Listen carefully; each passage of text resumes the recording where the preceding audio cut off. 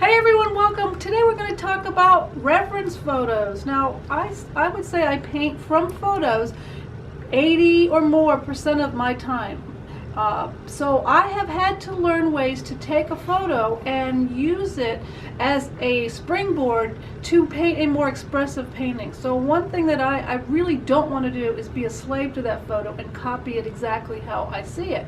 But there's a fine line on trying to copy a photo and then using the photo and changing things, and we're going to get into that. So I want to first of all start by saying it's really important that we understand that photos have limitations. They lie. They distort the truth. I mean, if you think about it, especially when you take a picture on automatic setting, everything is in crisp focus. The camera can't capture the subtleties that our human eye can see. And I want to give you a really good example over here. This was in Iceland when I was there painting a few years ago, and I painted the painting plein air. And this is the photo of the same scene at the same time I painted the photo. The photo is dark, you can't see color, it's dramatic and dreary, which the day was, but I saw so much more color and life, and the effects of the light, the luminosity of the landscape was so apparent in real life. The camera just couldn't capture it, or didn't in this case. And so if I had been a slave to this particular photo, I would have ended up probably with a black and white painting. So it's really important that we understand the limitations of photographs so that we don't copy those problems into our paintings. And we'll talk more about that later on in the week. What are the limitations exactly of photographs? What I want to do for you today, though, is do a demonstration in which I show you how I use reference photos and how I take a reference photo that may or may not be very good and make it into a painting. But I want to address a couple of things first before I start the demo. One of the things that I've discovered as teaching workshops is that artists get into the most trouble because they're working from photographs that are too challenging. Not meaning that they couldn't paint that scene, but that photo offers too many issues that they would have to correct. So maybe it doesn't have enough information, maybe it has way too much information, most usually the case. And that photo, in order to make a good painting, would have to be edited in some way. It has to be, you have to look at the photo and say, hey, this has got good bones for a painting. I might have to change a couple of things, but it's got enough good information for me to use. Now, I typically work from very small photos that don't give a lot of information, but they have good bones. They have good simple shapes, they have strong values, and they have maybe an interesting color. So while they look like small, I always say I use small crummy photos. While they may look small and crummy, they have good bones, and I don't usually have to make too many changes. We get into trouble when we have to make too many changes to the photo to make the painting into a good painting. So what I've done is I've come up with a worksheet that helps me, and I share with you. I call it Editing the Clutter Worksheet. And what I do is I take my reference photo and I ask myself a few questions about how I need to edit that photo to make it into an interesting or a better painting. I'm going to take you through, this is the painting that I'm going to do for you. This is the Edit the Clutter sheet. What I'm going to do is look at my photo that I think I want to paint, and I ask myself, first of all, first thing I ask is, why do I want to paint this? What is it that I like about this scene? What do I want to express? What do I want to say about it? What is my concept? What is my story? That's another way to look at it. So what I like about this is that this wonderful little meadow was on the edge of the woods, and it was drawing me back to the woods. I wanted to go and explore back there. So my why is drawing the viewer back to the edge of the woods. So the first thing I say is, with the word edit, E. What do I enjoy about this scene? Well, I enjoy the flowers. So I'm going to leave them in. If you enjoy it, you want to make sure you're going to leave it in. I also like the tree line, and I like the fact that there's some bigger trees and behind it are another layer of trees. So that helps give a feeling of depth. So I want to leave that in. Then I use the letter D. What is distracting? If there's anything distracting, I want to be sure to leave it out. So in this particular photo, you may not be able to see it on the video, but I will post it in the comments. There are some lighter pieces of straggly grass. To me, those are distracting. They don't need to be there. I'm going to leave them out. What is it? What do I want to be the star? What do I want to really be the most important part of the painting? And it's going to be the flowers, all right? But I'm going to have to rearrange the flowers because the way they are in the photograph is they're just kind of marching right across the center or so of the painting, and it's just not a good, interesting arrangement. And I can use my artistic license to rearrange those flowers. And then finally, T. What do I want to tone down? What is not important? And so for me, it's all the stuff on the edges. Like the foreground grasses, that's not so important. I want to pull you into this middle ground area and then pull you back. So I can tone down a lot of it. I can tone down the detail in the tree line. And one thing that I know that I have to do, and this is a case of the photograph lying, is the green used in the foreground is the exact same green in the photograph from front to back. I know that in order to create depth, I'm going to have to change that green and make it lighter and cooler and duller. Also, the tree line, it's all the same color and value. If I don't change the distant trees somehow, they will look like they're all attached. So those are a couple of changes that I need to make. Now, when you're evaluating a photograph, here is the key. If I have to make more than 3 changes to that photograph, 3 strikes, you're out. That means I'm not going to use that photograph. I'm going to say to myself, you know, I have to change 5 things. That's just too much to change. So maybe I should choose a different photo to work from. 3 strikes, you're out. So evaluate your photograph. If there's too much that you've got to change, get rid of it and use another photo. I'm going to show you a couple examples of photos that I would not want to use for a reference photo. This one here, it's a lavender field. When I look at it, I said, what do I need to change? And I could use to edit the clutter sheet, but these 2 trees are bookends. They're about the same size. They're not in a good arrangement. It's not interesting. There's this straight fence line that just cuts it in half. So I'd have to change the trees, change the fence. This is a boring area right in here. The way that the lavender starts, this big dark area with some dirt down here, that's not very interesting. I definitely have to change that. The whole middle ground of the lavender field just looks like a flat area of purple. I would have to change that somehow. The sky is flat and uninteresting. I'm going to have to change that. So what am I up to, like 7 or 8 or more things?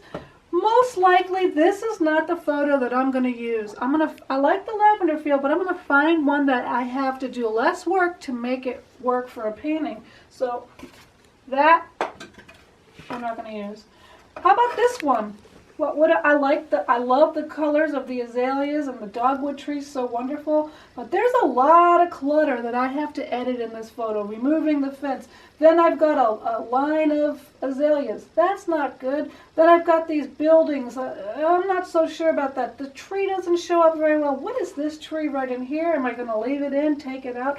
This has way too much information and way too many things that I'd have to change. It does not make a good reference photo to work from. So what I want to stress is make sure you select a photo that gives you good bones. All right, gives you good bones. I'm going to give you a couple more hints, and then I want to wrap up this segment. So what can you do with your reference photo? How can you simplify it? Well, you can use the edit the clutter sheet. That is always helpful. But what if you like a photo, but there's too much to change? There may be some areas in the photo that you could exploit, that you could use. So take a little viewfinder, cut it out of a piece of mat board. This happens to be square, but you can cut them into different shapes. And move it around.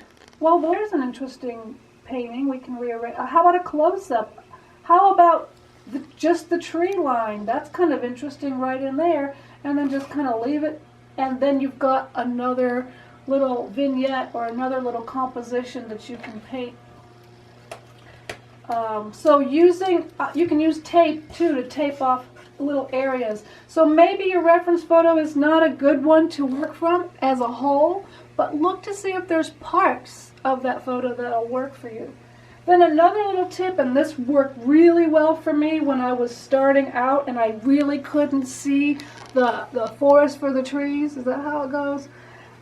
I'd be so confused by some of my reference photos, and I knew I needed to simplify, but I just couldn't do it. So I would take the photo and make it blurry. I'd posterize it in my photo program. So many you all use different photo programs. Find one that you can throw your picture out of focus, and then start your painting with the out of focus version. And then when you get it all blocked in, you take out the focus version, and then you can see where you want to put the clarity and the detail. In fact, we'll use that as one of our exercises because it is such a great exercise. So I'll go into more detail with that. But that is one way that you can take a photo that's not the greatest and make it into a good choice for a reference photo. So I'm going to wrap up this particular video, and I'll come back to do the demonstration for you. But just keep in mind, choose the right reference photo.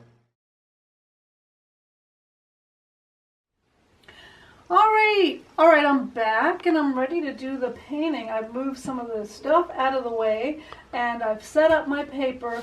And what I'm working on today is a piece of Canson unsanded paper. So I chose this orange tone paper because I thought it might be a good color to use underneath all of the green grasses. So it's kind of the orange will really bring out the green, make it interesting, and will provide kind of a base, a good base for the grasses.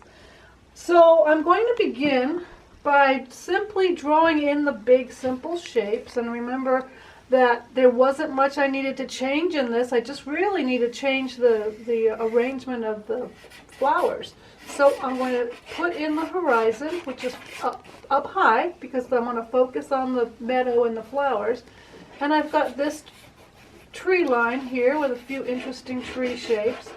And I'm going to actually pull these down a little bit further because I want to separate the two areas. I have these trees and I have these trees, and I don't want them to look like they're all in one line. So I moved the trees on the right down a little bit underneath the horizon, and then here's my distant tree line right here. Now what I'm going to do is I'm going to set up a visual pathway that I'm going to follow as I pull the flowers down in through the painting. Now by drawing this line, it reminds me that I want to arrange the flowers somewhat along this pathway so that the viewer's eye can travel through this grass. Because if I don't do something like that, then it's going to be just this big empty area with a few polka dot flowers, and it's not going to do the job that I needed to do to pull the viewer back into the distance. So I made these lines just as a reminder for me that I want to create this movement into the painting. So the next thing I'm going to do is I'm going to do the underpainting, and I'm going to stick with that simple block in of choosing the extremes, the darkest dark, the lightest light, and the most intense color. It's always a good way to start, especially when you're not sure what colors to use and you don't want to do a wet underpainting. This is a really great way to do it. So I'm going to start by blocking in the darkest darks, and I'm using the same dark blue pastel. It's a dark spruce blue new pastel. The darkest darks in this particular scene are the upright planes, so the trees,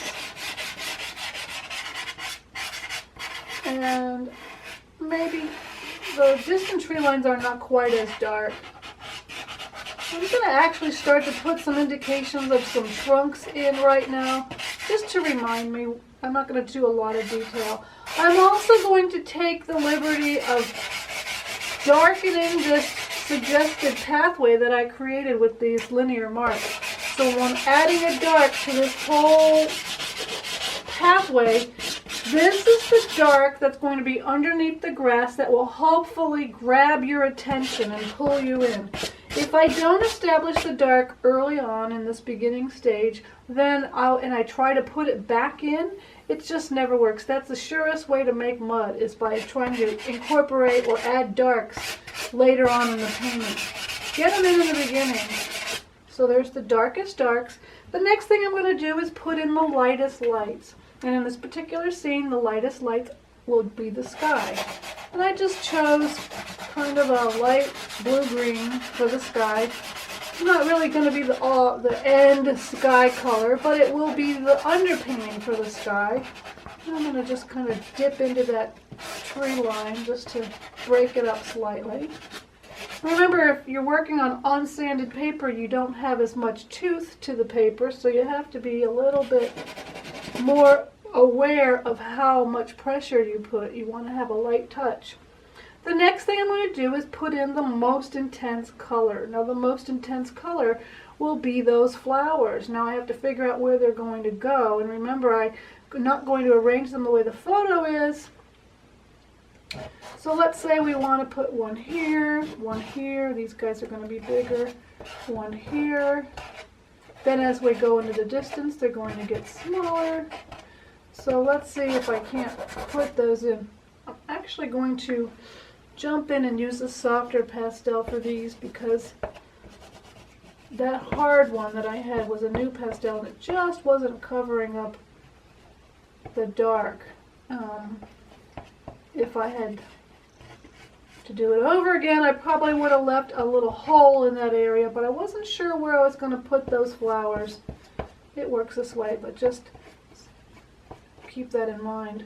Alright, so what I have now is kind of a flowing arrangement to where the flowers are going to go. Pull bigger in the foreground and then getting smaller as you go into the distance.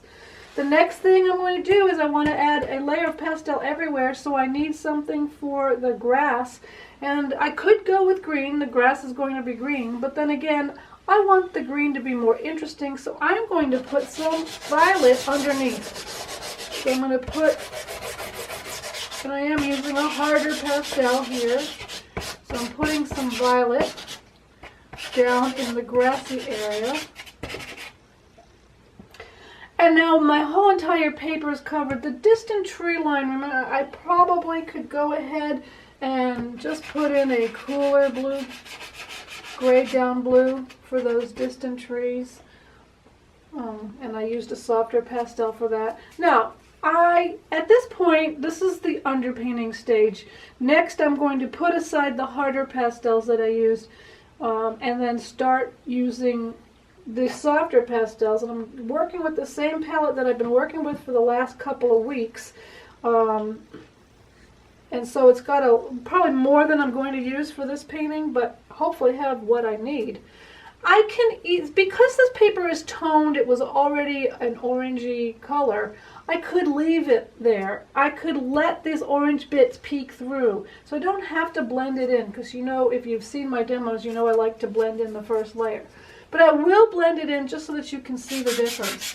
Sometimes I do like to blend in the first layer even on a toned piece of paper, because I like to have a soft, mysterious underpainting so that I have something out of focus, and I can then decide just how much focus I'm going to bring to the painting. I want to have some of it out of focus and leave a little mystery. I talked about that a little bit earlier, that we don't have to put everything in focus. It was one of the things that I decided on with my editing the Clutter worksheet. So now I have everything all blended in, and I'm ready to start with the softer pastel. And the first thing that I'm going to do is I'm going to address the dark areas, and I'm going to reinforce those dark areas. So I'm going to choose some dark value pastels and go in there where all the darks are, and I'm just going to reinforce them. But I'm using a light touch. I want to use a light touch so that I can get a few layers. And remember, working on the sanded paper, unsanded paper, I don't have as much to work with, so I really want to make sure I have a light touch. This is a dark burgundy. Now let's do another layer of dark. Let's try a dark blue, so like a navy blue. I'm going to add just a hint of dark along the bottom of the distant tree line just to ground it a little bit. I don't want it to be the same value as the trees in the foreground, or else it will look like they're all together. I'm also trying to become aware that I don't want all my trees to be the same shape and size. So right now these are the same height, so I need one to be maybe slightly taller. So let's bring this guy up a little bit taller so we can have a variety. Okay, and I'm going to add some of this dark blue down here in my dirt. You can see this suggested lazy pathway pulling the eye back to the distance. Now, these trees are green, so I will add a dark green. This is the same value as the other darks that I've been working with. So I'm able to layer them so that I get a really nice, interesting blend of darks. So after I've established all the darks, usually what I do is jump and put in the lights. But before I do that, I really want to add a little bit more layers to the trees, so that way I know where to start carving them with the sky. So what I'm going to do is start with the distant trees. Now remember, we're talking about using reference photos. And in my reference photo, these distant trees are the same color and value as the trees in the foreground. If I were to say, oh, okay, then that's what I need to do in my painting, I would end up with a painting that looked flat. I have to exaggerate what I see in the photo and say, wait a minute, those distant trees would not be the same exact color and value as the ones in front of them. They would be lighter, they would be cooler, they would be duller, they would be less detailed. So I'm using some grayed blue-greens, and you can see now that this feels like it's further back than this one. And what I'm going to do is add some more greens to these trees that are in the foreground, starting out with a cooler green. Let's see. Adding a slightly lighter value, but a little bit of a warmer green in this area. I'm going to come back and address the trees a little bit more. I just wanted to get a little bit down. Now I can do the sky. Now, in the photograph, the sky is white. That means it was not exposed properly, because the sky is very rarely white. I mean, when you look at it, even an overcast sky has a little color to it. So I can decide, do I want this to be a sunny blue sky, or should it be a kind of quiet, moody feeling? And I think maybe let's try to go with the moody. So I'm going to use some lighter, kind of cooler, grayed down colors to establish a kind of overcast, moody sky. And I'm going to use the sky color to start to carve into the tree line to create those sky holes, so that my trees will look a little bit more natural and interesting, using the color of the sky to create the sky holes. And I'll oftentimes put some in and tap them out, put them in and tap them out. And then, if you remember, sometimes you have to go back in and add more foliage. It's a building process. Now, coming towards the horizon, I'm going to add a little bit of a peach to the horizon. And the reason why I'm adding a little bit of a pale peach is because typically the sky gets lighter as it gets closer to the horizon, for one. The other reason that I want to add a little bit of peach is because I know I'm going to be having some orange on the ground with the flowers and with the dirt and with the dried grasses. And so I want to repeat that color, the orange color, up in the sky. And I can do that by making the sky get lighter and warmer and use that peachy color up in the sky. Okay, now I'm going to move down and I'm going to work on the grasses. I'm going to start with the distant grasses, and what I am going to be doing different than the photo, and this was one of the changes that I decided I would make, is I wanted 2 layers of trees. So I'm going to sneak the grass behind the first layer of trees so that I can create even more depth. Before I go in with the green though, I always like to say, well, let's establish a little bit of some dirt color. That way the green grass will be a little bit more interesting. So I'm adding kind of a mauvey, dull color, a peachy color, and I'm moving forward. And I'm using horizontal strokes in the distance, but as I come to the foreground, I'm going to start to change my marks so that they go more in an up and down fashion, the way the grasses would grow. This is a darker orangey, dull orange for that to cover up that pathway, and then I'll use the lighter peachy color for the rest of the grass. Alright, now I can start to add the green grass on top of the dirt. This is the dirt. So I'm going to start in the distance, and I know that in the distance the greens are going to be lighter, cooler, duller. So I'm selecting a lighter, duller green. And I'm not going to use the same one. I want to interchange it with some other greens that I have. I have several lighter, cooler greens in my palette. So that way it's not all the same. I want a little variety. And as I come forward, I'm going to gradually get those greens a little bit more intense, a little bit more like we would consider grass green, slightly warmer.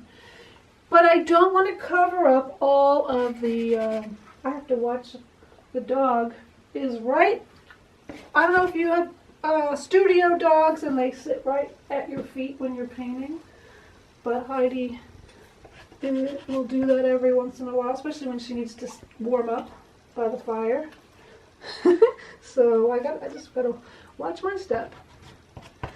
As I was saying, I don't want to cover up all of the peach because some of that could be masses of those flowers, right? They could start to feel like, oh, that's some of the flower masses back there, the little ones in the distance. So I'll put a few more in, and then I'll say to myself, be careful that you don't cover them all up. And I'm pulling that green grass, changing the direction of my marks. And you may be wondering at this point, well, what about those flowers? After all, weren't the flowers your focal point? Weren't they your why? Weren't they the most important part of the painting? Why are you waiting till the very end to paint them? And the reason why is because they are the decorations. And I don't want to decorate before I have already built that house. You know, this is the house, now I can start to decorate.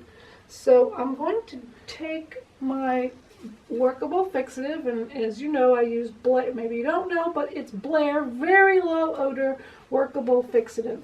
And I'm going to give it a very, very quick light spray, because what I want to do is fix these darks in place, because as I start to go over them with the greener grass and the flowers, I don't want the darks to mix with the lighter colors.